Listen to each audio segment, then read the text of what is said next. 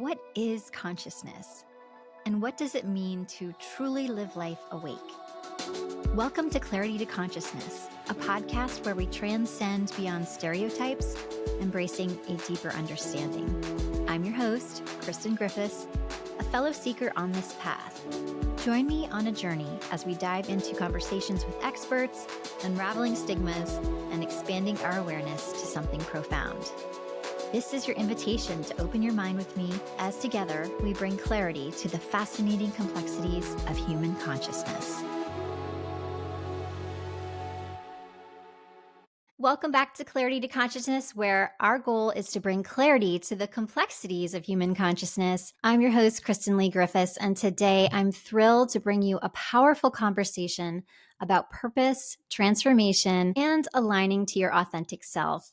My guest today is someone that I've had the pleasure of knowing and learning from for several years. She continues to ignite something within me every time I have the opportunity to learn from her. She is a transformative master mindset coach who helps entrepreneurs and high-performing individuals align with their vision and purpose. She is the CEO and co-founder of Empower University, a platform dedicated to teaching people how to tap into their personal power and live with joy, ease, and success. She is also the co-host of Empowered Life, the podcast, where she explores themes of self-mastery and alignment with purpose. Today, we'll discuss her newly released book, The Universe is Hiring, Discover the Role You Were Born to Fill, which serves as a roadmap for anyone seeking fulfillment, overcoming internal barriers, and stepping into the life they were born to live. It is my true honor to welcome Anniston Blair Riekstins to the podcast. Welcome, my friend. Thank you so much, Kristen. I am beyond honored and excited to be here today and to be able to impact your audience. And I'm just excited to be on your podcast, which I'm loving. And as you said, we go way back, and you have always been just such an inspiration, such an open student who is always willing to learn and always see, open to your next evolvement. And so I can't imagine a better teacher and leader for others to follow and listen to and learn from. So I'm excited to be here.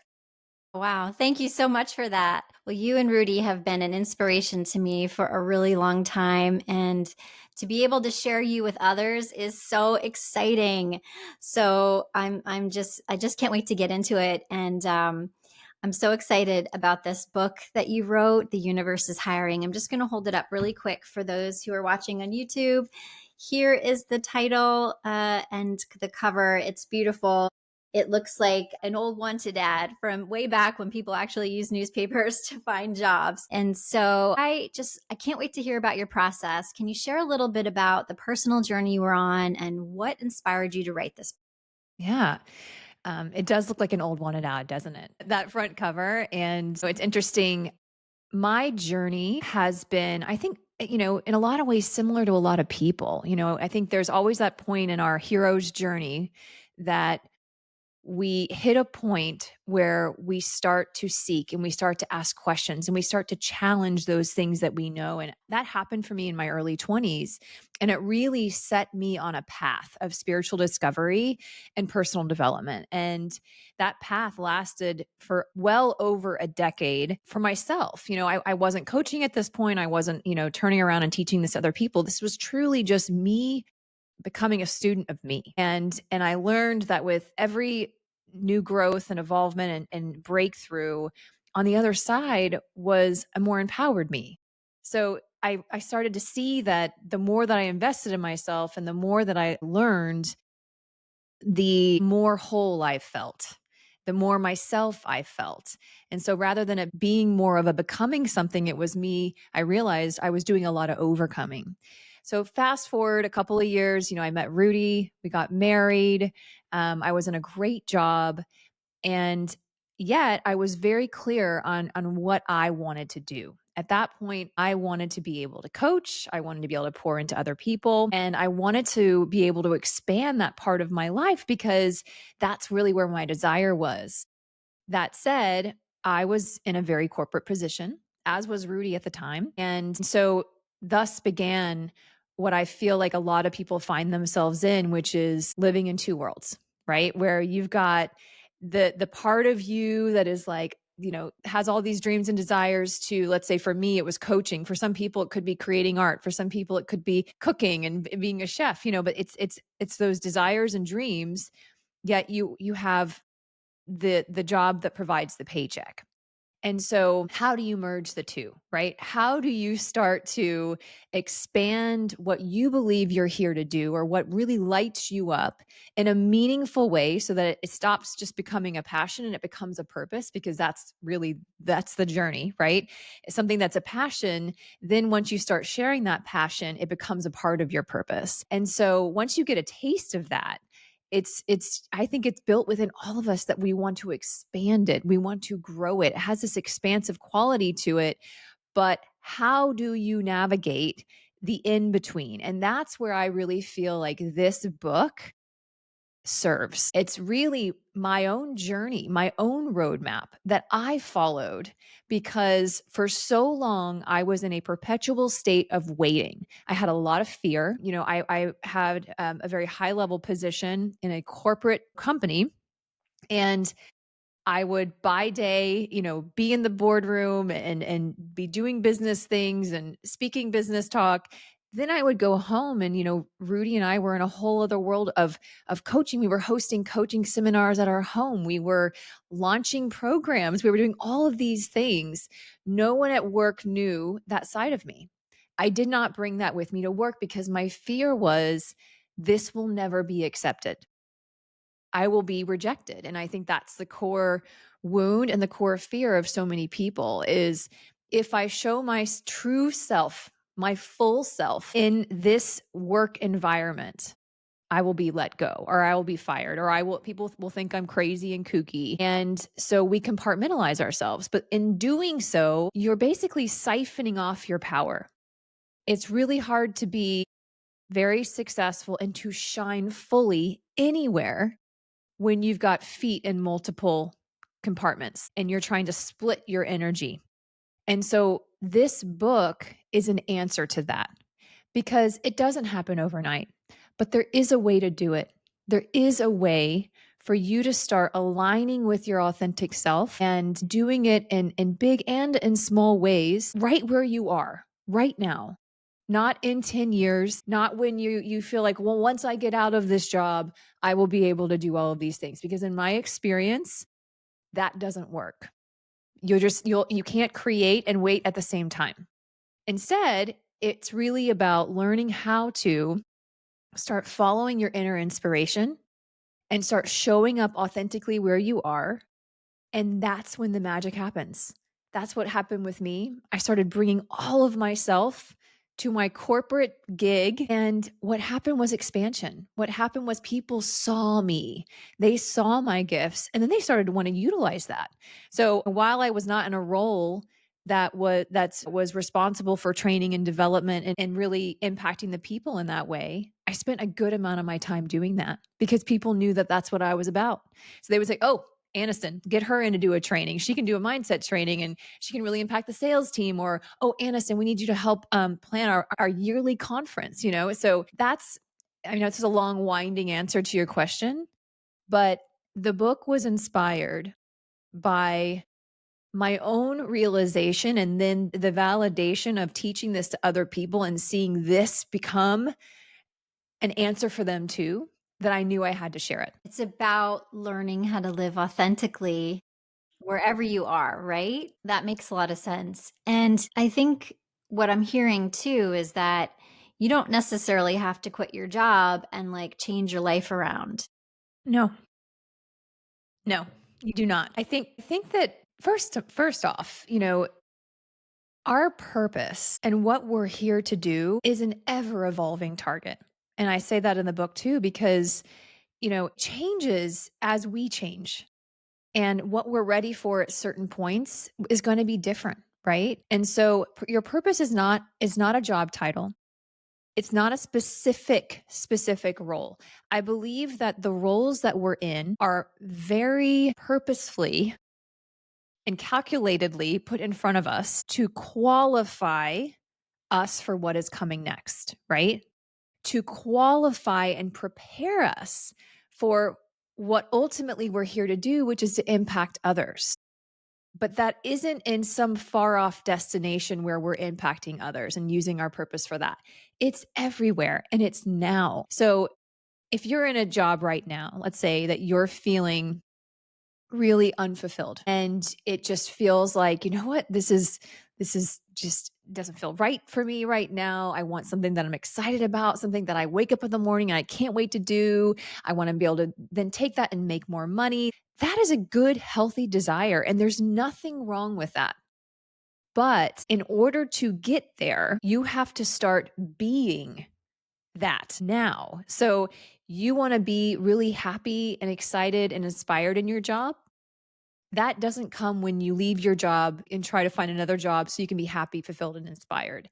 That comes from finding ways to be happy and fulfilled and inspired now so that then you will be a vibrational match for that. You might ultimately wind up leaving your job. And a lot of people do because just like relationships, I think there's different seasons for everything. And sometimes we outgrow situations. We outgrow the reason that we were brought to it in the first place. And we can get in trouble when we try and hold on too long, like with white fists holding on because we're not allowing the natural flow when things are wanting to leave. And I think that so there is an ebb and flow here. However, if you are really unhappy, there are things that you could probably do starting now. And there's ideas in the book of ways that you could start using your creativity, using your gifts in bigger ways now that give you the fulfillment that you think you're going to have later down the road. Get it now, because that's what then will grow. Yeah. I'd like to share a little story with you. This is a recent learning that I had, and it was inspired by the things that you'd shared on your podcast about the book, actually, and about authenticity. Because you had shared, and I've heard this other places too, that being authentic is one of the strongest, most powerful energies there is. Right? Yeah. Mhm. Uh-huh. So what happened was the start of the year at my company where I work. The senior leader over all the business for our organization retired, and we really weren't expecting it to happen quite as quickly as it ended up happening. While we're happy for him, it kind of happened so quickly that it was such a big change at once. And this person was suddenly out, and the same day they brought somebody new in. And I think the reaction for me was I was surprised at how much time and energy I had been spending trying to fit a mold that I thought this person, the senior leader who just left, would accept. And overnight it changed, and it almost shocked me because I realized, like, wow, like all of this energy that I was so used to giving to this, putting this idea on of who I was, didn't really matter anymore. And I've been doing it for 10 years. And so after listening to you and Rudy talk and, thinking about what you share in this book, I realized that this is a fresh start with somebody new where I can just kind of come and be more authentically me. And I don't have to continue being in that mold, which I honestly didn't even realize I was in. Yeah. And I think that it's so common, and I also find we don't just do that at work.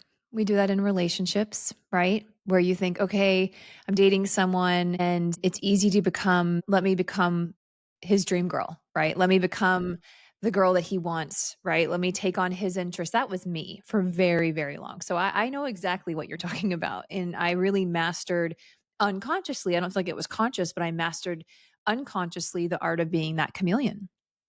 And but the chameleon will always wind up feeling lost. The chameleon will always wind up feeling unfulfilled down the road because you're not actually connected to what makes you so special. That's what I had to do in my 20s, was really unpack a lot of that, because for so long I had been what I thought everybody else wanted me to be.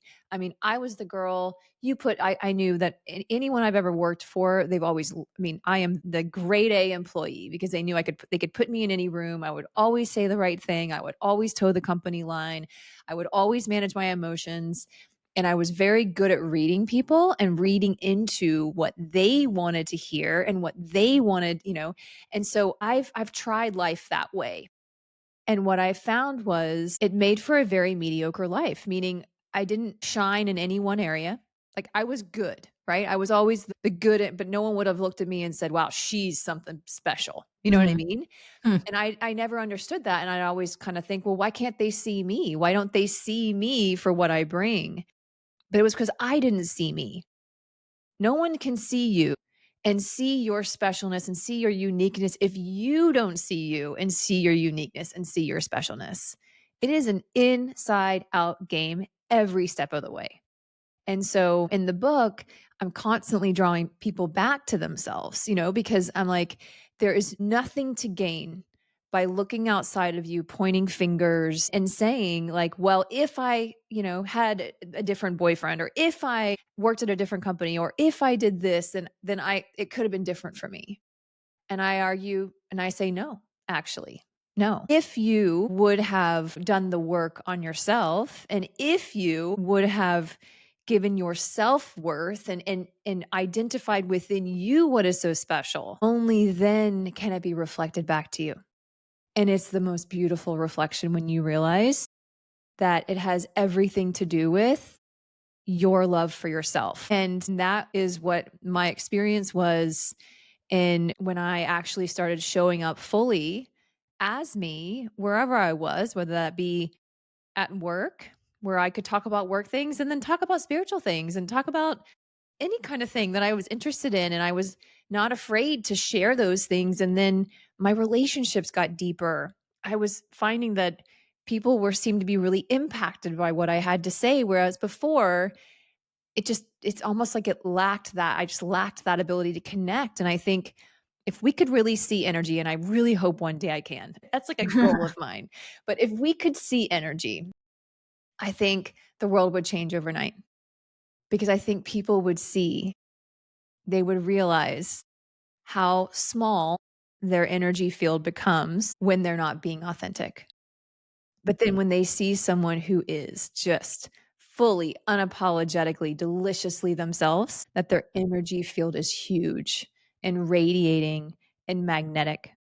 And one day, I hope that we can all see that, because I know sometimes you have to see to believe, but the world we're in right now, the game is believe and then you'll see.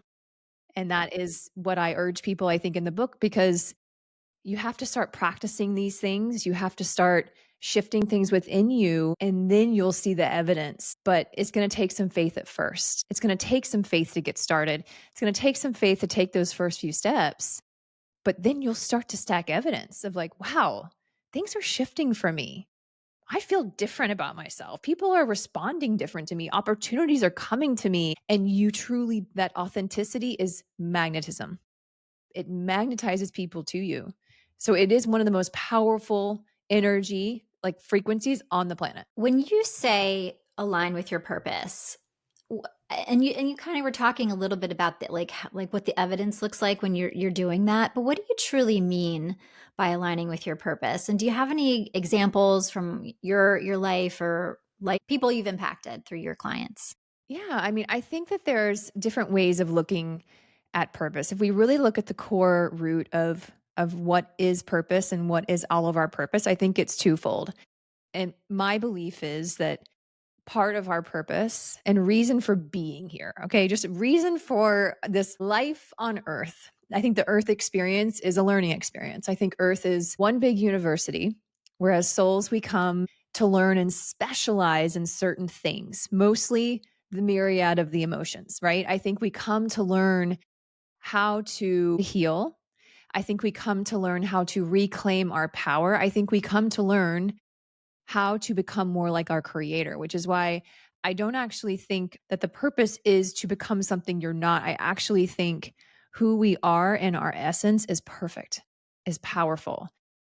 It's all the wounds and the misinformation and the limiting beliefs, all of that stacked that we have to work through, which create and the fear and to get back to who we are at our core and at our essence. So I do think that is part of the purpose, and part of everybody's purpose is to learn. We are students first and foremost. The second part of our purpose is to serve. And I believe that we are all unique, incredibly unique. And every single person has a unique purpose in this world, never to be replicated again. Like a singular role that is very specific to a being, like a puzzle, right? So like we're all part of this puzzle and we all represent a piece. My gosh, have you ever done a puzzle and then you realize you're missing one and you're like, dang it. Like I just needed this one piece to finish this beautiful puzzle that I've worked so hard on. I always imagine that as like God having that conversation with himself. But, where it's like, where's that one piece? And what if you're the piece, right? And what if everyone, the universe is just waiting for you to remember that you are in fact a piece and that there is something that you're here to do. But it's not about going out and finding it. And that's where I think I like to use the word align, because the word find indicates that it's somewhere outside of you that you need to be out looking for it, which will only cause a wild goose chase and a lifetime of seeking, because it's not meant to be found outside of you. Remember, it's not a job title. It's not a one specific thing. It is a state of being where you are aware, acknowledging and aware of your unique gifts, right? The things that you do so well, that come so naturally to you, that oftentimes you think and you devalue because it does come so naturally to you. You think, but everyone can do this. Yeah. No, not everyone can do this. And I think different gifts, different parts of our gift come online at different times, right? And then it's the desire will come forward, a creative impulse, because purpose and creativity are interlinked. There is a tremendous amount of creative power that is tied around your purpose, right? So you're going to get these desires. Like, so for instance, for you, you had a desire to start a podcast. Why? Of all the things you could be spending your time doing, Kristen, you had a desire for whatever reason to start a podcast, right? And so through that desire, it doesn't mean that you don't have to work. It doesn't mean that it's been a tremendous amount of work. It's been a tremendous commitment on your part, but it's served so many purposes because, number one, I bet it's taught you a lot. I bet this has forced you to grow in ways that you never would have imagined, right? And Yep. secondly, it's serving people, right? It's taking your passion of talking about spirituality and talking about these topics that are so hard to grasp sometimes, and really making them relatable and consumable for people. And that's a passion of yours. You like to have these conversations, which is probably why you decided to do this in the first place. You like connecting with people, right? So it's this desire is embodying, this is where your purpose is right now. Does that make any sense? And doesn't, not to say that it's not anywhere else in your life, but this is a part of your purpose because it is serving others in some way, in a positive way, right? Even if I'm just trying to think of something. I love to go on Etsy, like sometimes, because you see the most random things created and you're like, who on earth gets an idea to create, like, I don't know, just like gets the idea, like, you know what I want to do? I want to create 500 different graphic designs for kids' birthday invitations. Like that would never occur to me, Mhm. right? But it did to somebody. And I guarantee you that their creative expression, like that's just the form it wanted to take in that moment. It's saying yes. That is being in your purpose and aligning with your purpose. It's when you get the inspired idea that ignites you, you say yes. And you do it, even when you're uncomfortable, even when it freaks you out. And it will, because anything surrounding your purpose, I guarantee you, there's going to be a lot of fear. And that's by design, because your purpose is interlinked with how you grow. What if, so I'm going to kind of play devil's advocate, and you feel like, okay, I'm doing something here. I'm putting myself out there. I'm aligning and it's going to take off and things are going to be great now. And this is it. And then it's sort of like, Like, it feels like nothing happens, and then, do you f then I think, do you spiral a little? You start to question, like, "Am I is this maybe I misread it. Maybe my intuition's not quite as sharp as I thought." Have you ever been there, and what do you do in those Oh my situations? gosh, have I been there? Abso-freaking-lutely. That's such a good question, and it's an important one, and I think it's not one that we talk about enough openly, right? For people that are in this space or really wanting to do something big in the world. I recently heard someone say, and I'm gonna start here and then I'll revert back. I recently heard someone say, "My goal is to impact 8 billion people on the planet." But I know that the creator, and whether you believe in God, the universe, whatever, whoever your creator is, isn't going to put you in a position where you're impacting 8 billion people until you don't need the validation of 8 billion people. So think about it this way. Doctors go to school for a very long time. They, years they practice and they study, and they have to go through many, many different levels. If someone woke up one day and said, "I want to be a doctor," and then the next day they were just, "Okay, great. Let's do this. Let's put you in this bypass surgery tomorrow," right? They would feel wildly unequipped, wildly. And so every step in every new level, there's going to be a new limiting belief, a new fear for you to overcome, a new opportunity for you to develop resilience, for you to claim back your power and say, "I trust that I was guided. I was given this desire." Like, this desire, for whatever reason, was put on my heart. It's not wrong. And me doing this and taking action isn't wrong. And maybe my lesson right now is learning not to put my validation and my joy and my success on the overall outcome, and instead learn to find joy in the process, because I'm learning and I'm growing. And when I know better, I'll do better. And there was a coaching program. I'll use this as an example. Rudy and I, we spoke about this like 2 weeks ago. So many years ago, when we were just starting, we had put together, like, and it took weeks, weeks and weeks and weeks and weeks. We put together a huge like coaching program, and we wound up launching it.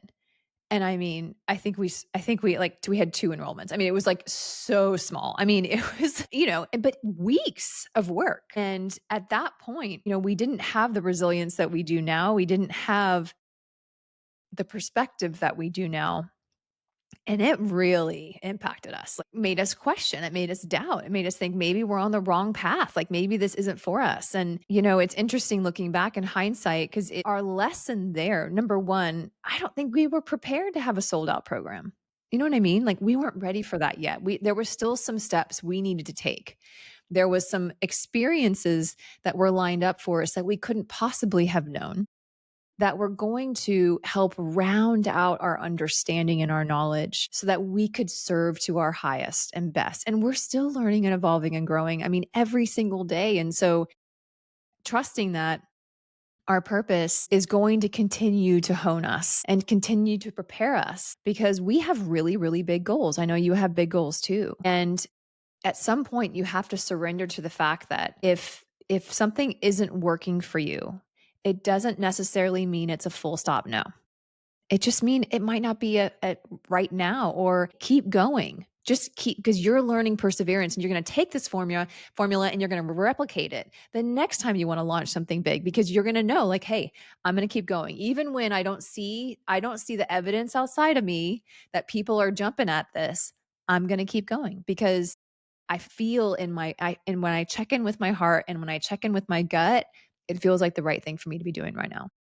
Yeah, I can say that's true with doing a podcast for sure. And I think that's that inspiration inside. It's just something you can't really even put your finger on. It's just a feeling that you have that just says, like, keep going. Although I know Rudy and I have talked about this before. He's like, you haven't done enough yet. Keep going. Like, maybe I had some unrealistic You got to put in expectations. your reps, Kristen. You got to put in your reps. Yeah, he's like, "Do 100 episodes, come back and talk to me." I'm like, "Okay." Yeah. All right, so that's amazing advice for people who are self-starters and they're doing it and they're not having success. But what about the individuals, maybe they're not quite in that same place? These people, if somebody's listening and they're like, sure, easy for you to say, stuck in where they are and they don't know how to get out of it. Do you have that next step or that word of inspiration that can help them get out of that place? So here's what I'm going to say. When you do the work, you get the reward.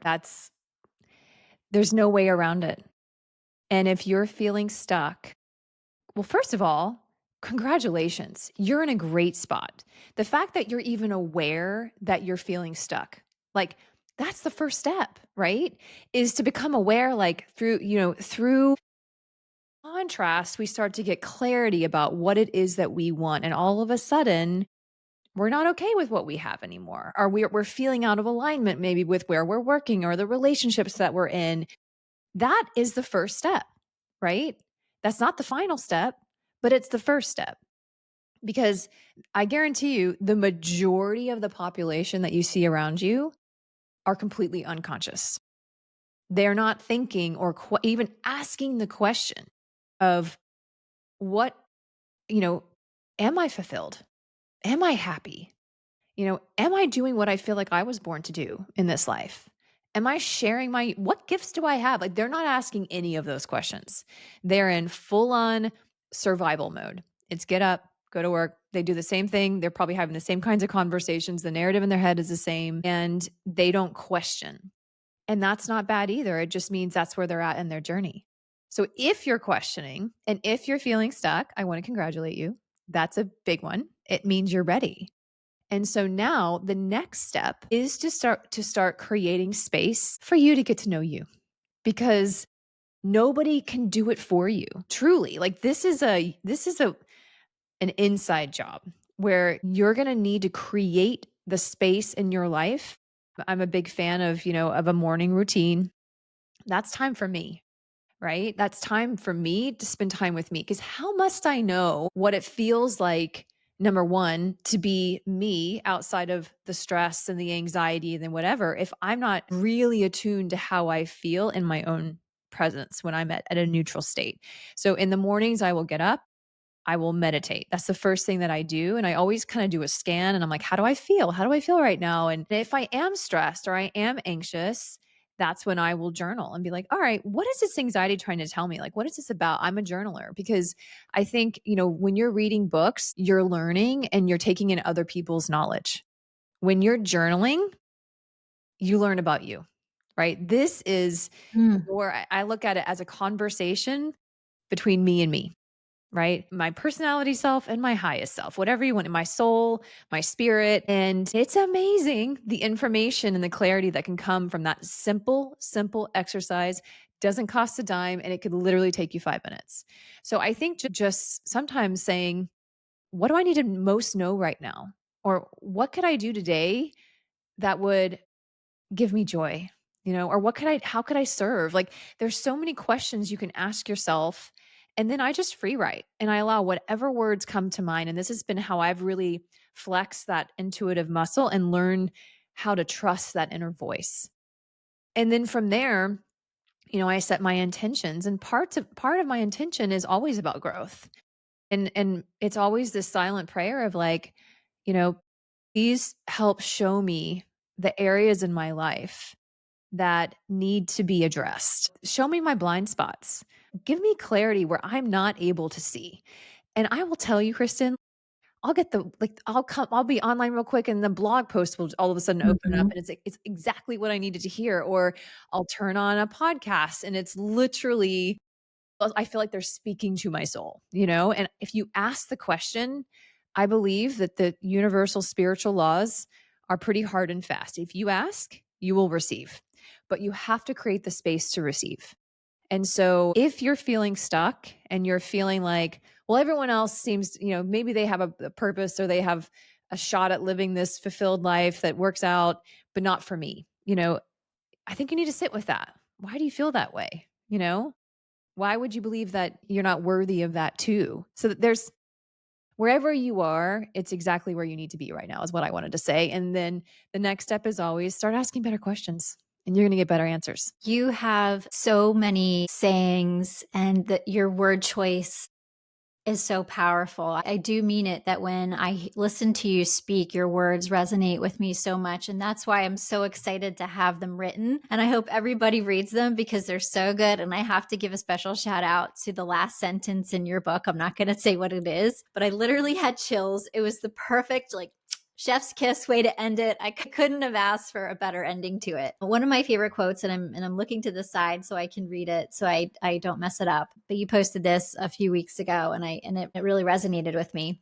And it is, the limitations you believe you have will become limitations for you. That's how powerful of a creator you are. I just love that so much. I love it too. And every time I see it and every time I read it and every time I think it, it blows me away. And I think Mhm. we are profoundly powerful. And I don't even know that we will ever fully understand the power we have access to while in our human form. But my gosh, I'm going to try, because I have found that the more that I continue to expand my belief system, and I'm going to use that word expand because I've really come to believe that every belief is actually limited in its essence. Think about it. Every single belief, even the beliefs that we think are unlimited, is still a bit of a limitation, right? We are talking about infinite potentials, right? Infinite potential and power. And our minds are so zoomed in and we have such a narrow focus and perspective that even when we think we are just, our belief system is just, out of this world, it's still limiting. And so my goal is to constantly look to move into a bigger box. Like, I'm going to give you an example. We have these beautiful fern plants. I'm looking at one right now in our house. And the other day I said to Rudy, I was like, we were watering them and he's like, yeah, I need to take them out of their pots now. They're not going to grow anymore. They've outgrown these pots. So Mm. we need to move them to an area outside that they have more room for their roots to grow and for them to grow taller. Otherwise, their growth will be stunted. Well, we are all plants and we are all in a pot. Okay. And that pot is where your limitations reside, the barrier. Okay. And you always need to be, as you're growing and evolving, eventually you're going to start bumping up against that. And so naturally, you're going to need to get a bigger pot. And that belief system, as it continues to expand, will allow you to grow more. And then you expand it and grow more and expand it and grow more. And so I don't think we ever stop, to be honest. I think it's a lifelong journey. But once you learn the formula, it becomes quick, in my opinion. It doesn't have to be painful. You don't have to struggle. You don't have to be on the struggle bus for years, like fighting your way, because you start to learn, just like anything else, just how you learned how to walk, how you learned how to speak, how you learned how to write, how you learned how to read. You can learn how to rewrite and revise your belief system to support who you are today. But know that it will not be the last time you do it. You're going to have to do it again and again and again. Even now, like writing this book, I had to really, it was the perfect vehicle for me to tackle and to break through and transform so many of my limiting beliefs. I mean, at every step of the way, there was one waiting for me. And now there will be something new that comes along. Whatever project or idea I get next, like I guarantee it, it Mhm. is going to force me to grow. You always use the examples with nature, and they're always so perfect. I love them. Thank you for that. I know that my time with you is starting to dwindle. I had this one question that I really wanted to ask before we get into the final ones, the final questions I ask all my guests. But any quick tips that you can give? This book was obviously made for adults, but I would love any tips you have. I know you have two little ones of your own. Anything that we can do to inspire our kids who they don't have some of these common mistaken ideals in their head of life is supposed to be hard. Anything that we can do to help their young minds and mold them before they start to get a little bit tainted by the world. So I have a 11-year-old son, Brady, and we have a 9.5-year-old. She reminds us 9.5, not 9.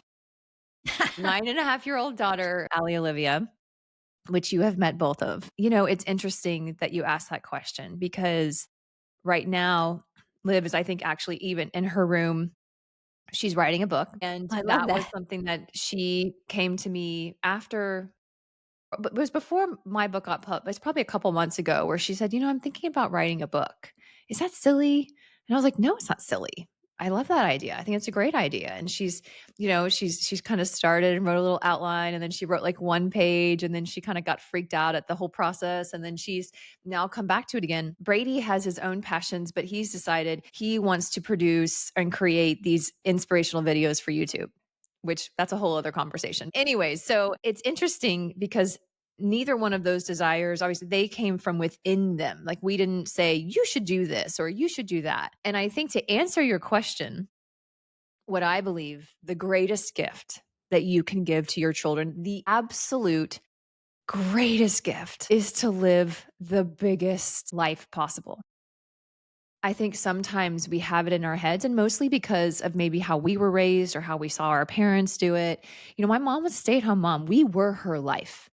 I never saw her. She has her interests now, but like when I was young, I didn't see her running towards her dreams and doing things that, and her talking about her really wanting to create something that was important to her. I mean, it was all about us.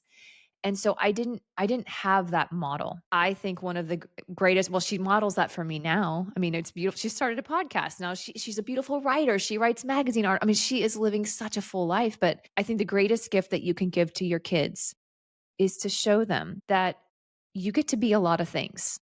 And just because you're a mother or a father, just because you're a breadwinner or have a job, doesn't mean that life has to be passionless.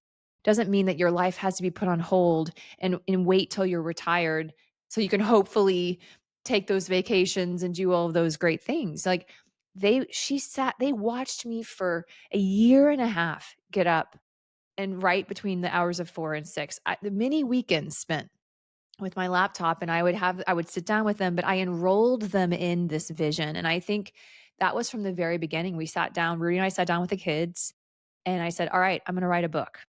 My dream is to be a published author and to impact millions of people's lives. And it's really important to me, but there's going to be some trade-offs. And some of the trade-offs are going to be, I'm going to have to go to bed a little earlier.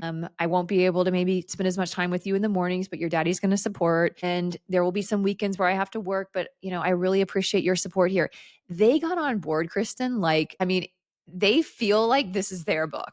They Right. would help me. They would come and check on me. They would, where are you at in the book? How much have you written? We made a goal that once the book is published, that we'll all go to Universal Studios together. So they are not letting me forget that. Like that is No. coming. It'll be coming in the near future where we're going to take them to Universal Studios and celebrate this monumental achievement. And we do the same thing for Rudy. Like we involve our kids in our dreams and in our purpose. They were asking, how can we support you, Mom? And there were times where I wanted to throw in the freaking towel, but I could not look my son or my daughter in the eye and say that I was giving up on my dream, because what would that teach them about when they are ready to go for theirs? So, the greatest gift, be you, honor your dreams and desires, run towards them, and let them witness. Your greatest teaching will always be through demonstration. Man, that was so good.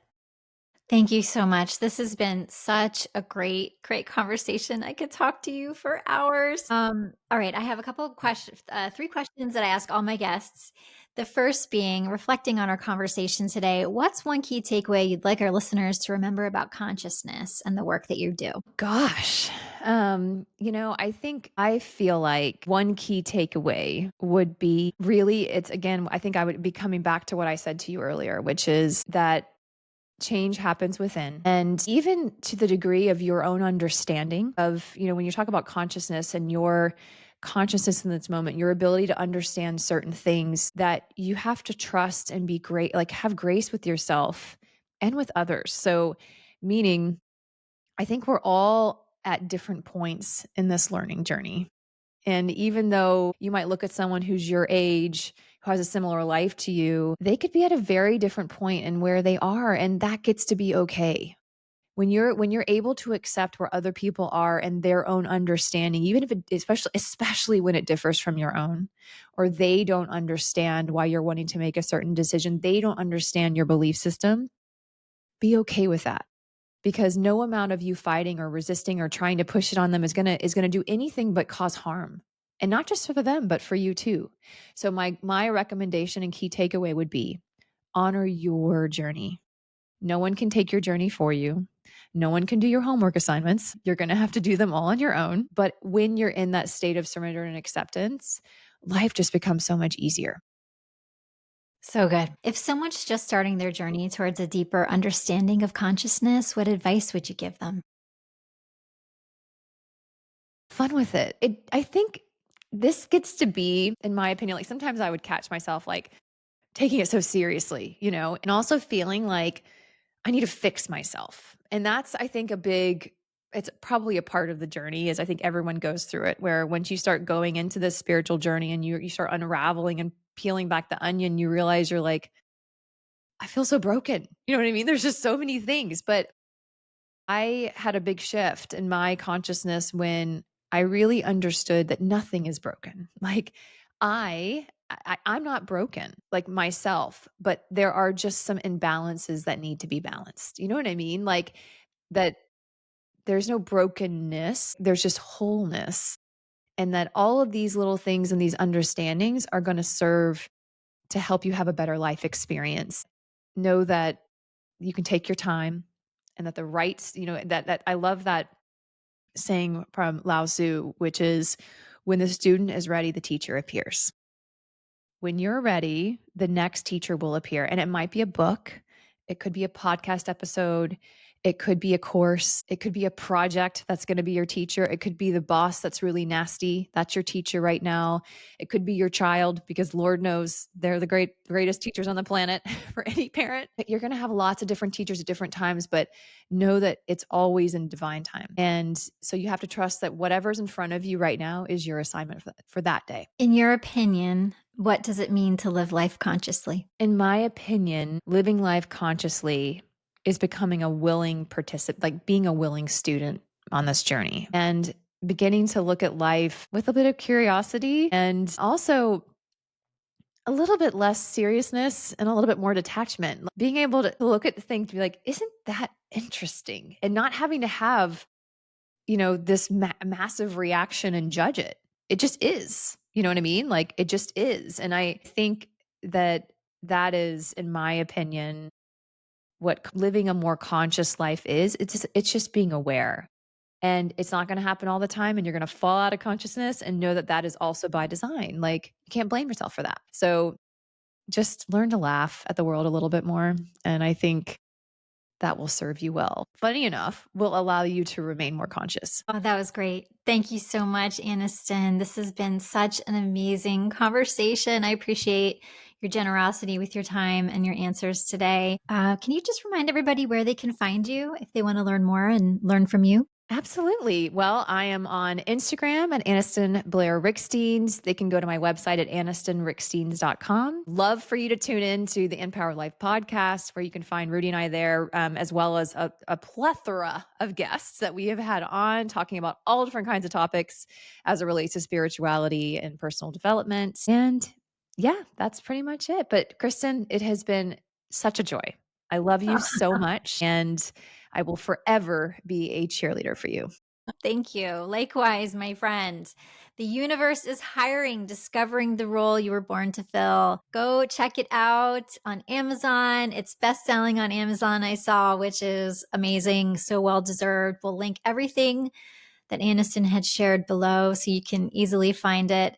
To our listeners, if you're feeling inspired, I encourage you to pick up that book, and also check out the podcast, Empowered Life. If you enjoyed this episode, please take a moment to subscribe, rate, and review the podcast. It really helps us reach more listeners. And don't forget to share the episode with someone who might benefit from Anniston's powerful messages. As always, thank you for joining me on this journey to clarity to consciousness. Until next time, much love. Bye for now.